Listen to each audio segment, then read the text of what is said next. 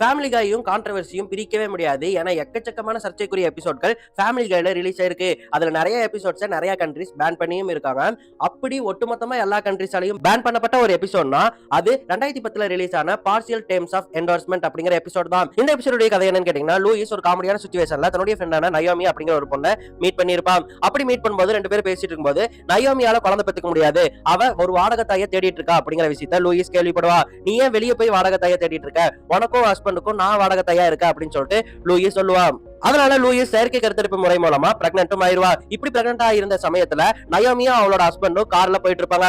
அப்ப ரெண்டு பேருக்குமே கார்ல ஆக்சிடென்ட் ஆயிரும். ஆக்சிடென்ட் ஆனதுக்கு அப்புறம் ரெண்டு பேரும் இறந்துருவாங்க. இப்போ லூயிஸ் வயித்துல இருக்கக்கூடிய குழந்தையானது இன்னொருத்தவங்களோட குழந்தை, இன்னொருத்தவங்களுடைய குழந்தைய நம்மளால வளர்த்த முடியாது அப்படின்னு சொல்லிட்டு லூயிஸ் முடிவு பண்ணி அதை அபார்ட் பண்ணிடலாம் அப்படின்னு சொல்லிட்டு யோசிக்கிறான். அதனால அபார்ஷன் சென்டருக்கும் போறா. அபார்ஷன் பண்ணக்கூடிய முடிவையும் எடுக்கிறா. பீட்டருக்கு அது முதல்ல பிடிக்கல. அதுக்கப்புறம் சரின்னு விட்டுறான். அதுக்கப்புறம் அபார்ஷன் சென்டர்ல இருக்கும்போது அவன் வெளியே வரும்போது கார் பார்க்கிங் கிட்ட அபார்ஷனை எதிர்க்கக்கூடிய குழு போராட்டம் பண்ணிட்டு இருக்காங்க. அப்படி போராட்டம் பண்ணிட்டு இருக்கும்போது அவங்க பீட்டர் கூப்பிட்டு, சார் நாங்க அபார்ஷனை எதுக்கு எதிர்க்கிறோம்னு சொல்லிட்டு ஒரு வீடியோ பண்ணிருக்கோம், அந்த வீடியோவை பார்த்துட்டு போங்க அப்படின்னு சொல்லிட்டு ஒரு வீடியோவை காமிக்கிறாங்க.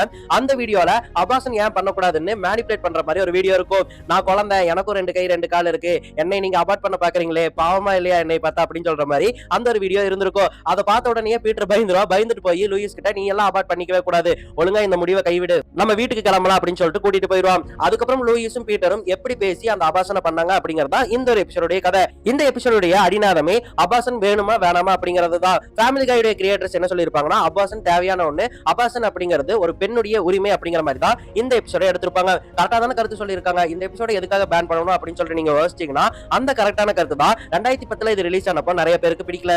ஏன் இந்த வீடியோ பார்த்துட்டு இருக்கும்போது நிறைய பேர் அபார்ஷனை நீ எப்படி கரெக்ட்னு சொல்லலாம் அப்படின்னு சொல்லிட்டு என்ன பார்த்து கேட்பீங்க. அப்படிதான் அன்னைக்கு இருக்கிறவங்களுமே கேட்டிருக்காங்க. அன்னைக்கு அபார்ஷனுக்கு எதிராக இருந்தவங்க தான் அதிகம். அதனால அப்படி போராட்டம் பண்றவங்களுடைய மனசை இது புண்படுத்துது, அதனால இந்த எபிசோட பேன் பண்ணுங்க அப்படின்னு சொல்லிட்டு அந்த குழுவினர் எல்லாமே கோரிக்கை வச்சாங்க. அதனால யுஎஸ்ஏ கவர்மெண்ட் இந்த எபிசோட பேன் பண்ணிட்டாங்க. சரி, ஓகே மக்களே, உங்ககிட்ட கேள்வி வைக்கிறேன், அபார்ஷன் கரெக்டான விஷயமா, அது பெண்ணோட உரிமை அப்படின்னு சொல்லப்படுது, அது கரெக்ட் தானா அப்படின்னு நீங்க என்ன நினைக்கிறீங்க அப்படிங்கறத மறக்காம கமெண்ட்ல சொல்லுங்க. என்னை பொறுத்த வரைக்கும் அபார்ஷன் அப்படிங்கிறது ஒரு தேவையான விஷயம் தான்.